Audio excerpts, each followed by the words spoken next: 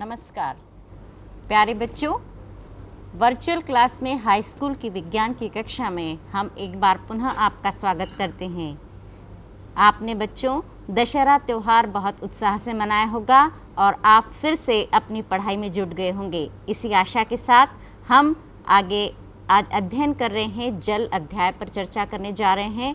आप जुटे होंगे दिवाली की तैयारी और ईद की तैयारी में, लेकिन पढ़ाई के इस दौर में आपको पूरा ध्यान अपनी पढ़ाई और लिखाई पर ज़रूर देना है। आइए हम जल के विषय पर चर्चा करने से पहले जान ले कि पिछली कक्षा में हमने क्या क्या देखा था। हमने जाना था कि जल की उपलब्धता कितनी है हमारे लिए मांग उसकी कितनी है और हम जल संकट के दौर से किस प्रकार गुजर रहे हैं। हमने जल के विशिष्ट गुणों की जानकारी प्राप्त की थी और साथ ही जल के एक अच्छे विलायक होने के गुणों पर भी प्रकाश डाला था। आज मेरे साथ है संगीता अग्रवाल, जो कि आपको बताएंगी कि विलयन क्या होता है, विलयन के घटक कौन कौन से होते हैं, हम समांगी और विषमांगी विलयन किस प्रकार प्राप्त कर सकते हैं, और उनके साथ ही हम जानेंगे कि विलयन कितने प्रकार का होता है, क्या होता है संतृप्त विलयन, असंतृप्त विलयन और अति संतृप्त विलयन। और इसी जल के अध्याय में हम समुद्री जल पर भी चर्चा करेंगे। प्यारे बच्चों, मैं आज आपके लिए बहुत सारी चीज़ें और मेरे साथ संगीता अग्रवाल आपको बहुत सारी चीज़ें दिखाने जा रही हैं। जल विषय पर चर्चा करेंगे, कुछ करके दिखाएंगे और आप भी उनको करके देखें तो इस जल को बहुत अच्छे से समझ लेंगे कि कितने सारे गुण लिए हुए ये हमारे लिए प्रकृति की एक अनुपम देन है। आइए मिलते हैं संगीता जी से, वो क्या लेकर आई हैं आपके लिए, कौन कौन से विलेन बनाकर आपको दिखाएंगी और कैसे बनाएंगी। मिलते हैं संगीता जी। प्यारे बच्चों, देखिए आप एक नीले रंग का घोल देख रहे हैं। ये नीले रंग का घोल, इसी को हम विलयन कहते हैं। आइए देखें ये विलयन कैसे बना है, किन किन पदार्थों से ये विलयन बना है। विलयन बनाने के लिए हमें कुछ घटक चाहिए। जैसे सबसे पहले विलायक, विलयन के कुछ घटक होते हैं जिन्हें हम चर्चा करें।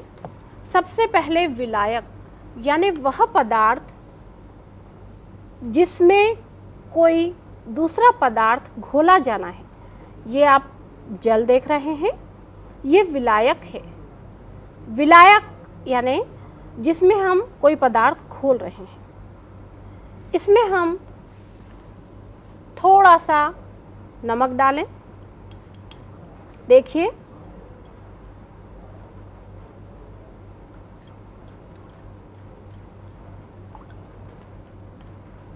ये नमक कहाँ चला गया बच्चों? कहीं आपको अलग से नमक दिखाई दे रहा है? नहीं दे रहा है। इसका अर्थ है कि यह नमक इस विलायक में घुल गया है, अर्थात यहाँ पर घोलने वाला पदार्थ जल है और घुलने वाला पदार्थ नमक है, अर्थात नमक विलेय है और जल विलायक है। और ये जो नमक का घोल बना है इसे हम विलयन कहते हैं। आइए स्क्रीन पर ये परिभाषा भी आप देखिए कि विलयन किस किस से मिलकर बना है, इसके कौन कौन से घटक होते हैं। ये देखिए आप टेलीटॉप उस पर देख रहे हैं स्क्रीन पर।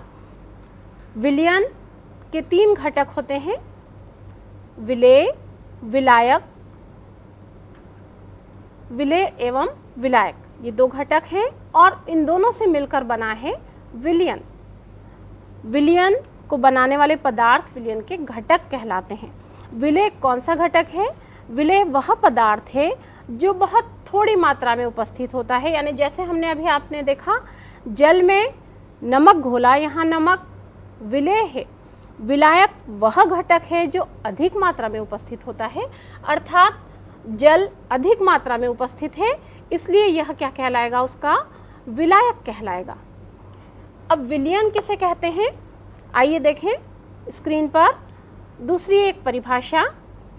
विलयन, विलेय के विलायक में घुलने पर विलयन प्राप्त होता है। यानी जो पदार्थ बन रहा है विलायक एवं विलेय के मिलने से उसे हम विलयन कहते हैं। जैसे हमने जल में नमक को घोला तो नमक का विलयन बन गया, उसी प्रकार हम जब जल में शक्कर को घोलेंगे तो वो शक्कर का विलयन बन जाएगा। आप चाहें तो ये नोट भी कर सकते हैं।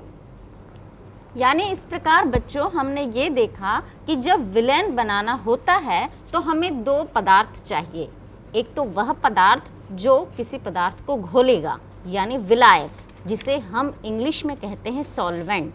यदि हम उसमें शक्कर घोल रहे हैं या कोई दूसरा पदार्थ नमक घोल रहे हैं जो कि घुलनशील है, तो वह पदार्थ कहलाएगा विलेय, जिसे हम कहते हैं सॉल्यूट। जैसा कि अभी परिभाषा में संगीता जी ने बताया कि विलेय अल्प मात्रा में उपस्थित होता है और विलेय से ज़्यादा विलायक की मात्रा होती है। यानी इस प्रकार जब विलयन बनेगा इन दो घटकों से तो ये ज़रूरी नहीं कि एक प्रकार समांगी विलयन बना ले। यानी अब हमें ये देखना है कि क्या विलेय और विलायक हमेशा एक दूसरे से पूरी तरह से मिल जाते हैं और इस प्रकार के कणों को हम अपनी आंखों से नहीं देख पाते। आइए कुछ और भी उदाहरण देखें। मान लीजिए हमने पानी में रेती या बीकर डाल दी, रेती डाल दी बीकर में और एक में हमने नमक डाल दिया। आपको क्या अंतर दिखाई देगा? दिखा रही हैं संगीता जी। देखिए, अभी हमने इस जल में नमक डाला था और वो पूरी तरह घुल गया। हम और इसमें थोड़ा सा नमक डालकर देखते हैं। देखिए, थोड़ी ही देर में ये नमक इसमें पूरी तरह घुल जाता है और जो विलयन आपको दिखाई दे रहा है बिल्कुल साफ, इसे समांगी विलयन कहते हैं। समांगी यानी सम अंगी, एक सार हो गया। संपूर्ण विलयन इसमें एक सा है, इसमें अलग अलग अवयव दिखाई नहीं दे रहे हैं। लेकिन अब आप देखिए, अगर हम दूसरा बीकर लें, उसमें जल लेकर और अगर इसमें थोड़ी सी रेत मिला दें, अब आप देखिए, इसको भी हमने हिलाया और हिलाने के पश्चात इसको हम थोड़ी देर रख दें। क्या आपको एक सा विलयन दिखाई दे रहा है? नहीं, इसमें आपको रेत के कण नीचे जमे हुए साफ दिखाई दे रहे हैं और ऊपर मटमैला सा पानी दिखाई दे रहा है। इसका अर्थ क्या हुआ कि यह विलयन समांगी नहीं है, अर्थात ये संपूर्ण विलयन एक सा नहीं है।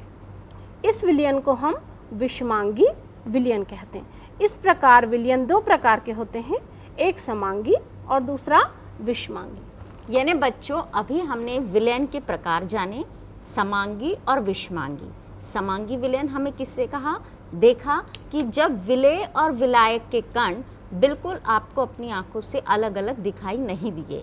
और अभी आपने देखा था रेती को जब हमने पानी में घोला था तो किस प्रकार पानी मटमेला हो गया और रेती के जो मोटे कण थे वो नीचे तली में बैठ गए, यानी उसमें विषमांगी विलयन बन गया।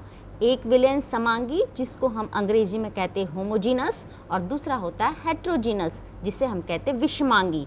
इसमें दोनों घटक आपको अलग अलग दिखाई दे सकते हैं। आइए हम आगे चर्चा करें संतृप्त, अतिसंतृप्त और अलग प्रकार के विलयनों की, जिसको हम बनाकर भी देखेंगे। देखते हैं कौन कौन से विलयन बनते हैं और आप इन विलयनों को खुद भी बनाकर देखें और फिर प्राप्त करें जानकारी कि कैसे अतिसंतृप्त, असंतृप्त और संतृप्त विलयन बनते हैं। आइए देखें, विलयन तीन प्रकार के होते हैं, असंतृप्त विलयन, संतृप्त विलयन और अतिसंतृप्त विलयन। असंतृप्त विलयन यानी जिसमें हम और अधिक पदार्थ घोल सकते हैं। देखिए, 2 बार मैंने इसमें नमक अभी तक घोला है और अभी भी इसमें नमक और घुलने की गुंजाइश है, अर्थात यह घोल असंतृप्त हुआ। ऐसा विलयन जिसमें हम और अधिक पदार्थ या और विलेय पदार्थ घोल सकते हैं। विलायक में जब हम और अधिक कोई विलेय पदार्थ को घोल सकते हैं तो वो असंतृप्त विलयन कहलाता है। संगीता जी, एक बात और जानना चाहेंगे जी हाँ, कि क्या इसमें कोई ताप भी एक महत्वपूर्ण कारक होता हाँ, है? बहुत ही अच्छा प्रश्न आपने किया कि ये जो घुलने की प्रक्रिया है ये ताप का बहुत महत्व रखते हैं। इसमें बहुत महत्व होता है कि एक निश्चित ताप पर ही कोई चीज़ जब घुलती है तो उसकी घुलनशीलता कहलाती है। यानी हम साधारण ताप पर, अभी हम कमरे के ताप पर ये क्रिया कर रहे हैं, अगर हम इसे गर्म करें तो गर्म करने पर निश्चित रूप से बहुत जल्दी चीज़ घुलती है। हम देखते हैं जब हम चाय बनाते हैं, गर्म पानी में हम शक्कर डालते हैं, वो तुरंत घुल जाती है। इसी प्रकार गर्म करने पर वस्तु जल्दी घुलती है और ठंडे पानी में बहुत आसानी से कोई वस्तु नहीं घुलती। अब यहाँ देखिए ये नमक और घुल गया, यानी ये विलयन असंतृप्त विलयन कहलाएगा, यानी इसमें और अधिक पदार्थ या और अधिक विलेय घुल सकता है। यानी बच्चों ये तो वही बात हो गई कि आपको भूख है 4 रोटी की और आपने केवल 2 रोटी ही खाई है, तो लगता है अभी आप 2 रोटी और खा सकते हैं। उसी प्रकार से इसमें यदि 50 ग्राम नमक घुल सकता है, तो अभी यदि हमने 25 ग्राम नमक ही घोला है, तो कहने का तात्पर्य हुआ कि इस ताप पर यह कौन सा विलयन हो गया, असंतृप्त हो गया, पूरी तरह से वह संतुष्ट नहीं हुआ, उसमें विलेय की मात्रा और अधिक बढ़ाई जा सकती है। आइए देखते हैं संतृप्त विलयन। देखिए इसमें हम और नमक घोल रहे हैं। अब आपको कुछ थोड़ा सा विलयन का रंग बदला हुआ नज़र आ रहा होगा, पहले से थोड़ा ज़्यादा सफ़ेद नज़र आ रहा है। पहले विलयन काफ़ी पारदर्शी था, जब बहुत कम नमक घोला, फिर और अधिक नमक घोलने पर थोड़ा सा रंग परिवर्तन। यहाँ देखिए आप, ऐसा लग रहा है कि अब काफ़ी मात्रा में इसमें नमक घुला है, लेकिन इसमें और भी नमक घोला जा सकता है और एक स्थिति ऐसी आती है कि अब इसमें और अधिक नमक नहीं घोला जा सकता, और वो स्थिति कहलाती है संतृप्त स्थिति। यानी वो विलयन जब उसमें और अधिक नमक या और अधिक विलेय पदार्थ नहीं घोला जा सकता, उसे हम संतृप्त विलयन कहते हैं, और वो भी एक निश्चित ताप पर होती है। यानी किसी निश्चित ताप पर जब हम और अधिक विलेय पदार्थ नहीं घोल सकते, उसे हम संतृप्त विलयन कहते हैं। यानी बच्चों यदि अभी हम इस पानी को गर्म कर देंगे, तो गर्म करने पर क्या होगा जानते हैं, इसमें हम और नमक की मात्रा बढ़ा सकते हैं मतलब उसमें और नमक घुल सकता है। तो विलयन जब भी बनाते हैं तो उसमें एक महत्वपूर्ण कारक ताप होता है कि एक निश्चित ताप पर उसमें यदि विलेय की मात्रा और अधिक ना घुले किसी विलायक में, तो वह संतृप्त विलयन कहलाएगा। आइए अब हम देखते हैं अति संतृप्त विलयन कैसे बनता है। हाँ, अति संतृप्त विलयन देखने से पहले थोड़ा सा स्क्रीन पर आप चाहें तो परिभाषा संतृप्त विलयन की आप देख सकते हैं, इसे नोट भी कर सकते हैं। उसके बाद हम पढ़ेंगे अति संतृप्त विलयन। अभी आप डेफिनेशन देख रहे हैं। संतृप्त विलयन वह विलयन जिसमें किसी निश्चित ताप पर विलेय की और अधिक मात्रा नहीं घोली जा सकती, संतृप्त विलयन कहलाता है। बच्चों परीक्षा की दृष्टि से भी आपको असंतृप्त विलयन, संतृप्त विलयन और अति संतृप्त विलयन की परिभाषाएं पूछी जा सकती हैं और आप अच्छी तरह से उसको समझकर लिख सकते हैं। आइए अब हम देखें कि अति संतृप्त विलयन कैसे बनता है। ये देखिए आप, परख नली में कुछ पदार्थ नीचे बैठ गया है।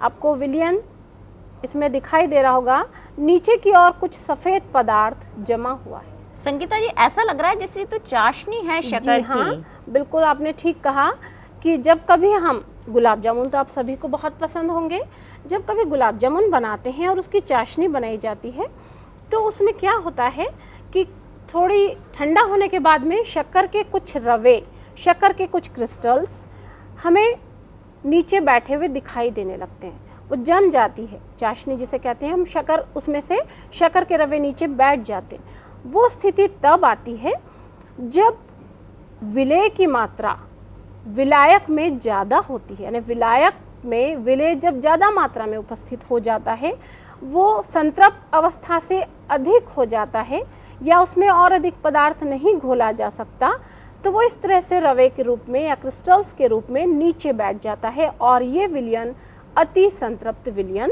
कहलाता है। आपने सोडा वाटर की बोतल ज़रूर देखी होगी या आपने कोल्ड ड्रिंक्स ज़रूर पिया होगा। लिम्का, फैंटा, कोको कोला, ये आप सभी को बहुत पसंद है। तो जब आप बॉटल खोलते हैं तो आपने देखा है कि अचानक तेज़ी से उसमें कार्बन डाइऑक्साइड गैस के बुलबुले बाहर निकलते हैं। यहाँ कार्बन डाइऑक्साइड जल में काफ़ी मात्रा में घुली हुई है, यानी बहुत ज़्यादा मात्रा है, तो उसे हम कह सकते हैं कि संतृप्त विलयन से ज़्यादा यानी अति संतृप्त अवस्था है वो जो जल में कार्बन डाइऑक्साइड घुली हुई है। तो सोडा वाटर की बॉटल अति संतृप्त विलयन है कार्बन डाइऑक्साइड का जल में। यानी बच्चों, एक प्रश्न आपके दिमाग में आता होगा कि क्या कारण है कि जब हम सोडा वाटर की बोतल या किसी भी कोल्ड ड्रिंक की बोतल खोलते हैं तो बहुत सारे झाग बाहर निकलते हैं। एक बात याद रखिए कि जब उसको बहुत उच्च दाब पर बहुत ज़्यादा प्रेशर डाल के किसी गैस को पानी में घोला जाएगा तो वह घुल जाती है, लेकिन जैसे ही हमने बोतल को खोला तो उसमें दाब कम हो गया, प्रेशर कम हो गया और उसमें उस गैस की विलेयता कम हो गई और इस कारण से गैस के बबल्स एकदम से बाहर निकलते हैं। और यही कारण है कि अति संतृप्त विलयन में से जब कार्बन डाइऑक्साइड गैस बाहर निकलती है तो उसके हमें बुलबुले उठते हुए या झाग के रूप में वह गैस निकलती हुई दिखाई देती है। इस प्रकार हमने क्या क्या बातें देखी? हमने ये देखा कि समांगी और विषमांगी विलयन कैसे बनता है और विलयन 3 प्रकार का होता है जिसे हम क्या कहते हैं? संतृप्त, अति संतृप्त और असंतृप्त विलयन। आगे हम और चर्चा करते हैं और देखते हैं जल के गुणों को। अभी आपने तीनों प्रकार के विलयन पढ़े। अब हम ये देखते हैं विलयनों के बाद में कि समुद्र का जो जल होता है उसमें क्या क्या घुला होता है। समुद्र के जल में बहुत सारे लवण घुले होते हैं। सबसे पहले तो हम ये देखें कि पूरी धरती पर, हमारी पूरी पृथ्वी पर जल का वितरण कैसा है। कितनी मात्रा में पानी समुद्र के रूप में है, कितनी मात्रा में पानी पृथ्वी के रूप में है, कितनी मात्रा में पानी पृथ्वी पर है और कितना पानी बर्फ़ के रूप में मौजूद है। आइए हम एक चित्र द्वारा समझने का प्रयास करें कि हमारी पृथ्वी पर कुल कितना पानी किस रूप में मौजूद है। आप ये चित्र देख रहे हैं। इस चित्र में आपको ज़्यादा मात्रा में जो जल दिखाई दे रहा है ये पृथ्वी पर महासागर है, समुद्र है। यानी इतना सारा जल केवल समुद्र में उपस्थित है। आपको यहाँ पर एक छोटा भाग दिखाई दे रहा है, ये बर्फ़ के रूप में है और बहुत ही छोटा सा पतला हिस्सा आप देखिए, ये जो दिखाई दे रहा है केवल ये वो जल है जिसे हम उपयोग में ला सकते हैं। यानी संपूर्ण पृथ्वी पर जो जल का वितरण है वो लगभग 71% से भी ज़्यादा, यानी इतना ज़्यादा जल ही जल है। 71% जल और 71% में से भी मैक्सिमम जल, अधिकांश जल समुद्रों में है। क्या आप जानते हैं समुद्र में कितना जल है?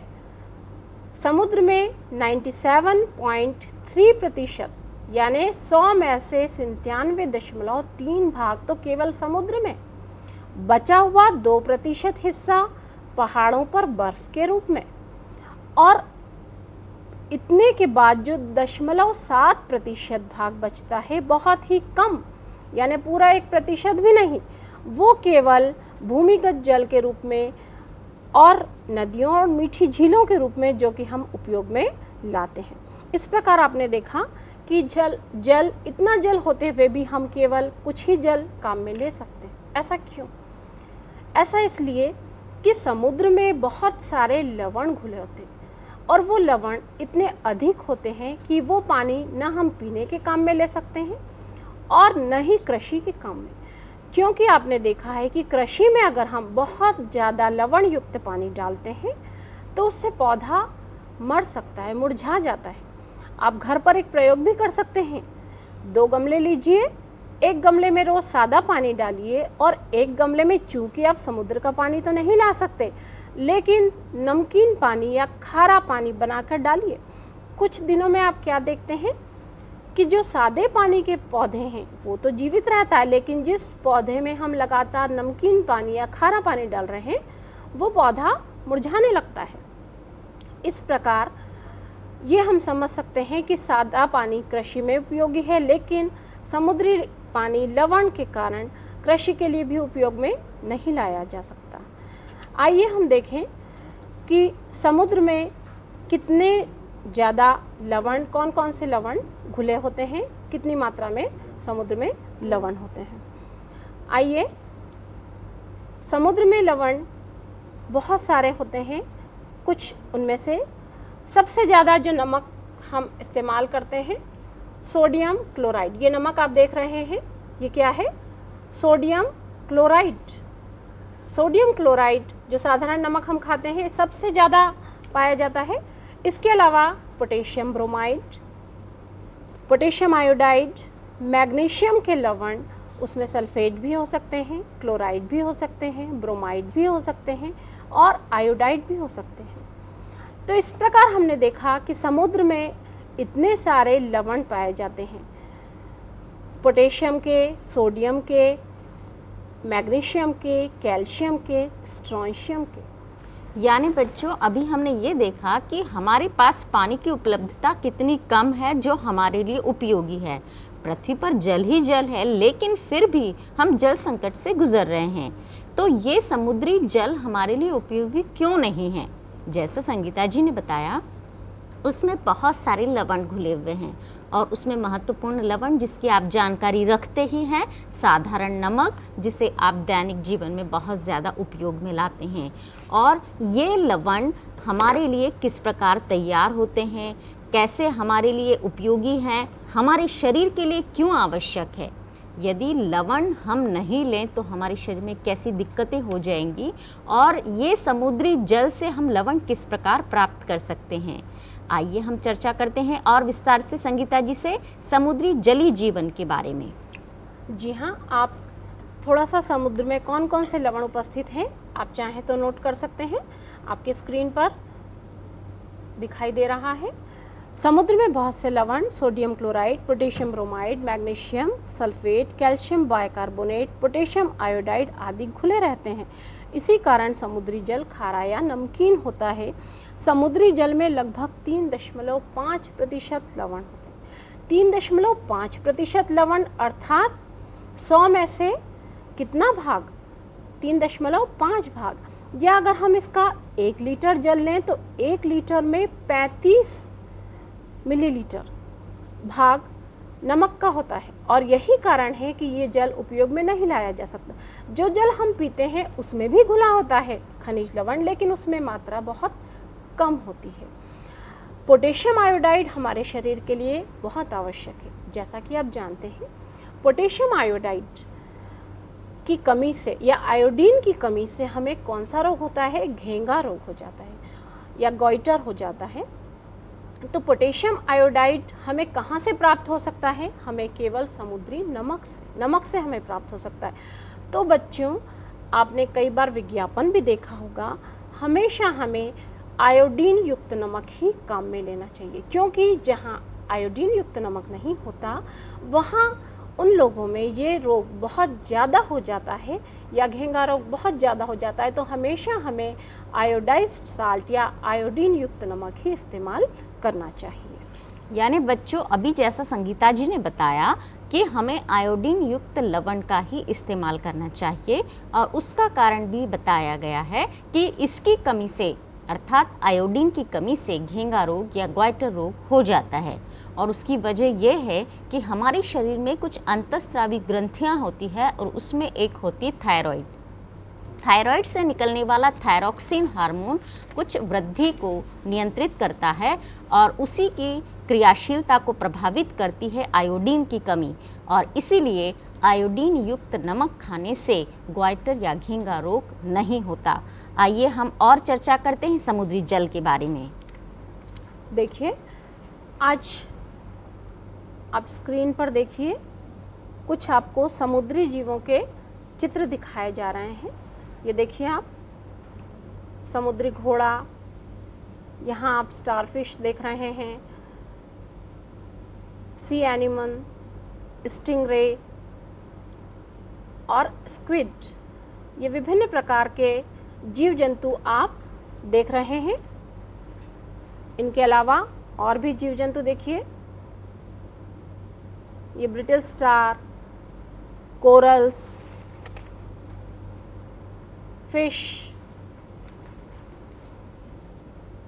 और ये देखिए कितनी सारी मछलियाँ, विभिन्न प्रकार की मछलियाँ आपको दिखाई दे रही हैं। आपने नाम सुना होगा बहुत, व्हेल, शार्क, डॉल्फिन, सील, इन सभी मछलियों का आपने काफ़ी नाम सुना है और ये बहुत विशाल होती हैं। लेकिन क्या आपने सोचा है जो जल में, चूंकि हमारी पृथ्वी पर सबसे ज़्यादा प्रतिशत समुद्रों का है, जल का है, तो जो जीव हम भूमि पर देखते हैं उनसे करोड़ों गुना अधिक जीव जिस प्रकार भूमि पर पाए जाते हैं वैसे ही पेड़ पौधे और जीव जंतु समुद्र में पाए जाते हैं। आप अनुमान नहीं लगा सकते कि समुद्र के अंदर किस प्रकार का जीवन होता होगा, वो कैसे अपना जीवन यापन करते होंगे, कहाँ से वो ऑक्सीजन ग्रहण करते होंगे, कहाँ से वो भोजन ग्रहण करते होंगे, कैसे वो रहते होंगे। यदि समुद्र का सारा पानी हटा दिया जाए तो वहाँ जैसे हमें भूमि पर पर्वत, मैदान दिखाई दे रहे हैं, बिल्कुल वैसे के वैसे ही हमें समुद्र में भी दिखाई देंगे। और वहाँ पर अनुमान नहीं लगा सकते हम कि कितने करोड़ों जीव उसमें मौजूद है। क्या आपने सोचा है कि वो सांस कैसे लेते हैं? जैसा अभी हमने बताया कि विलयन, जल में बहुत सारी चीज़ें घुल सकती है। जल एक ऐसा अनोखा घोलक है जिसमें ढेर सारी चीज़ें घुल जाती हैं, तो ऑक्सीजन को भी जल अपने में घोल लेता है। और यही कारण है कि जो समुद्र में रहने वाले जीव या झीलों में रहने वाले जीव या नदियों में रहने वाले जीव हैं, वो पानी में घुली हुई ऑक्सीजन से सांस लेते हैं। जो पानी में घुली ऑक्सीजन है वो गलफड़ों द्वारा, उनमें एक विशेष प्रकार के अंग पाए जाते हैं, या अपनी त्वचा के द्वारा वो उसको पानी को ग्रहण करते हैं। गलफड़ों से पानी बाहर निकलता है और ऑक्सीजन उनके शरीर में पहुंच जाती है। इस प्रकार एक प्रश्न और उठता है कि समुद्र में रहने वाले जीव भोजन कैसे लेते होंगे? तो एक बहुत बढ़िया कहावत है कि बड़ी मछली छोटी मछली को खा जाती है, तो ये सब आप जानते ही होंगे। तो वहाँ पर जो छोटे जीव है वो बड़े जीवों का भोजन बनते हैं। इसी प्रकार बड़े जीव अपने से और बड़े जीवों का भोजन बनते हैं, और एक ये श्रृंखला चलती रहती है जिसे हम भोजन श्रृंखला या फूड चेन कहते हैं। यहाँ पर हम कुछ बहुत ही रोचक उदाहरण देखेंगे। आप देख रहे हैं व्हेल मछली, आप स्क्रीन पर चित्र देखेंगे व्हेल मछली। ये जो व्हेल मछली है, नाम हम क्या कह रहे हैं, मछली, लेकिन ये मछली नहीं है। ये मछली जैसी लगती जरूर है लेकिन ये मछली नहीं है। ये एक स्तनधारी जीव है और बहुत ही विशाल, सबसे विशाल जीव, विशालतम जीव व्हेल मछली ही है। इसे हम व्हेल कहेंगे। अभी तक हम मछली इसलिए कह रहे थे क्योंकि आपको इसके बारे में ज़्यादा पता नहीं था और ये मछली जैसी लगती, लेकिन ये है क्या, व्हेल है, एक स्तनधारी जंतु है और सबसे विशाल होता है।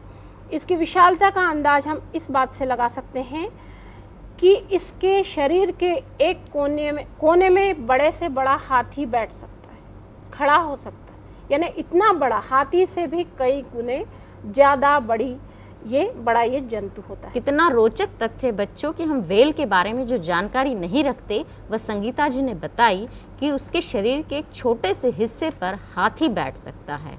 आप इसका कल्पना कीजिए, इसका अंदाज लगाइए कि व्हेल का शरीर कितना बड़ा होगा। और ऐसे जंतु, ऐसे अजूबे हमारे पृथ्वी पर समुद्र में पाए जाते हैं।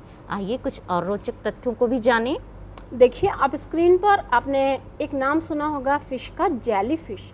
आप यहाँ स्क्रीन पर भी देख रहे हैं उसका चित्र, जेलीफिश। ये जो है जेलीफिश दिखाई दे रही है। क्या आप जानते हैं ये किससे बनी है? ये जेलीफिश अधिकांश पानी से बनी है, यानी इसमें 97%, 100 में से 97-98% इसमें केवल पानी होता है, यानी पूरा का पूरा पानी से बना है। जैसे हम ककड़ी काटते हैं तो उसमें से ज़्यादातर आपने देखा है पानी ही पानी रहता है, तरबूज में पानी ही पानी रहता है।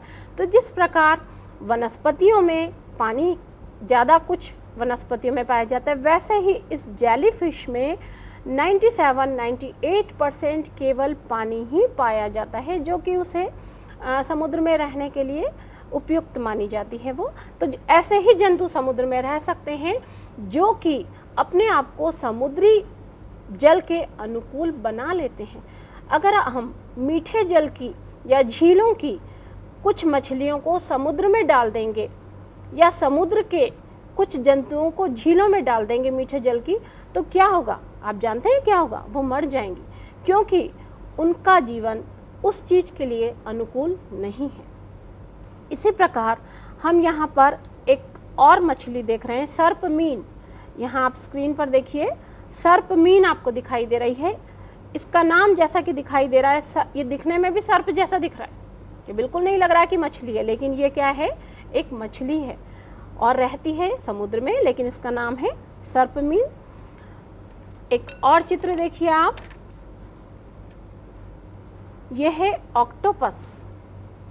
ऑक्टोपस का नाम आपने सुना होगा। ऑक्टो का अर्थ होता है 8, पस ऑक्टोपस, ये 8 भुजाओं वाला एक जीव है। इसमें बहुत बड़ी बड़ी 8 इसकी भुजाएं होती है और ये अपनी भुजाओं के द्वारा ही किसी भी समुद्री जीव या छोटे जीव को अपना भोजन बना लेता है। इसी प्रकार यहाँ आपको समुद्री कछुआ दिखाई दे रहा है। ये सभी जंतु समुद्र में रहते हैं और इनमें कुछ विशेष ऐसे गुण होते हैं जिसके कारण ये समुद्र में रहने के अनुकूल होते हैं। एक और चित्र आप देखिए, ये बहुत ही चमकीला सा आपको ब्राइट एक मछली दिखाई दे रही है और इसे हम इलेक्ट्रिक रे कहते हैं।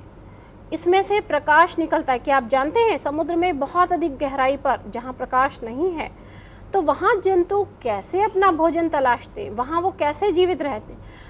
तो बहुत ज़्यादा समुद्री, बहुत ज़्यादा जीव जंतुओं में ऐसी व्यवस्था होती है कि उनमें कुछ अपने आप शरीर से प्रकाश निकलता है।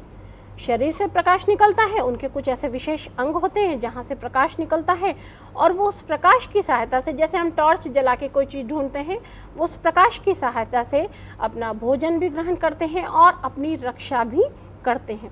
इस प्रकार समुद्री जीव बहुत ही रोचक होते हैं, बहुत ही रोचक उनके बारे में जानकारी। आप भी अगर आप चाहें तो थोड़ा सा समुद्री जीवों के बारे में कुछ पढ़िए, आपको बहुत ही आनंद आएगा।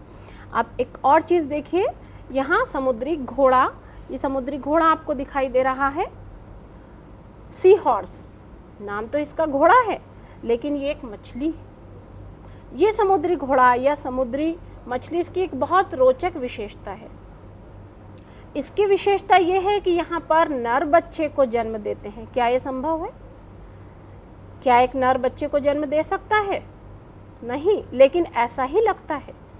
यहाँ क्या होता है, मादा अपने अंडे इस नर के शरीर में एक थैली होती है पेट के वहाँ पर, उसमें रख देती है और जब ये अंडे जन्म लेते हैं या निकलते हैं शरीर से बाहर, तो ऐसा लगता है कि एक नर बच्चे को जन्म दे रहा है ना रोचक जानकारी।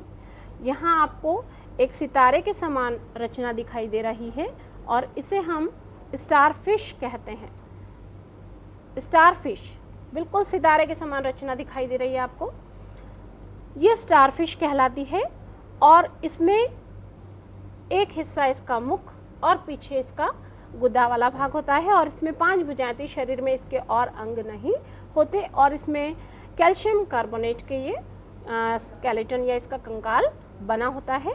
इस प्रकार हमने देखा कि समुद्री जीव बहुत सारे अपने में रोचक तथ्य समेटे हुए हैं और बहुत सारे जीव, इनके अलावा भी बहुत सारे ऐसे जीव हैं जो कि समुद्र में रहते हैं और उनके लिए लवण युक्त जल उपयुक्त होता है।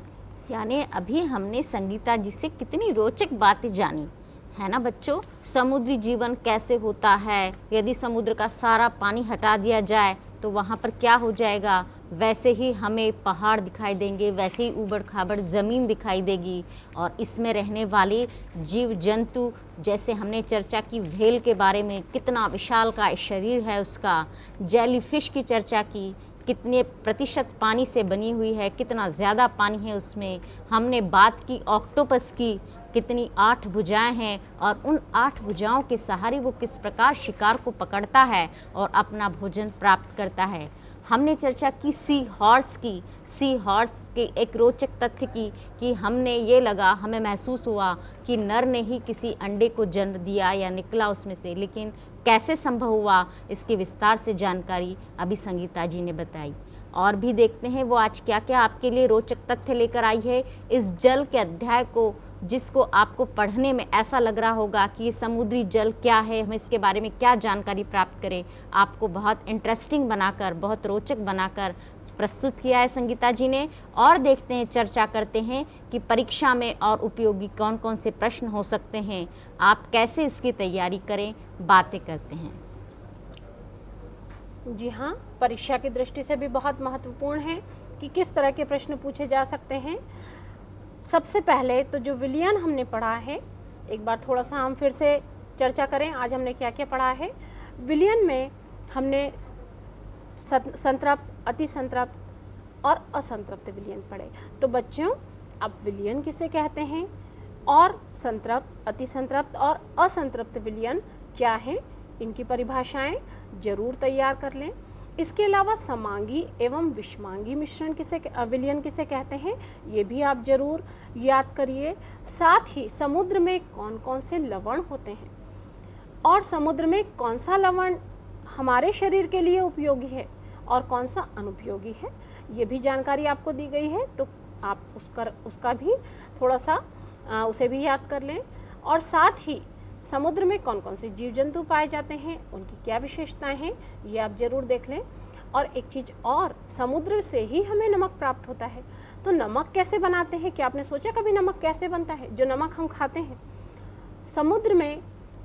समुद्र का जल आपको मालूम है वाष्पित होता रहता है और वाष्पन के फलस्वरूप पानी उड़ता रहता है भाप बन के, और जो समुद्र का लवण है वो नीचे बैठ जाते हैं। इस प्रकार समुद्र में नमक जमता जाता है और पानी उड़ता जाता है। अगर हम इस समुद्री पानी को बाहर गड्ढों में रख दें और धूप से पानी उड़ता जाएगा और उन गड्ढों में क्या बच जाएगा, नमक। इस प्रकार हम नमक समुद्र से प्राप्त कर सकते हैं। संगीता जी, आज हमने बच्चों को बहुत विस्तार से जानकारी दी समुद्री जलीय जीवन के बारे में।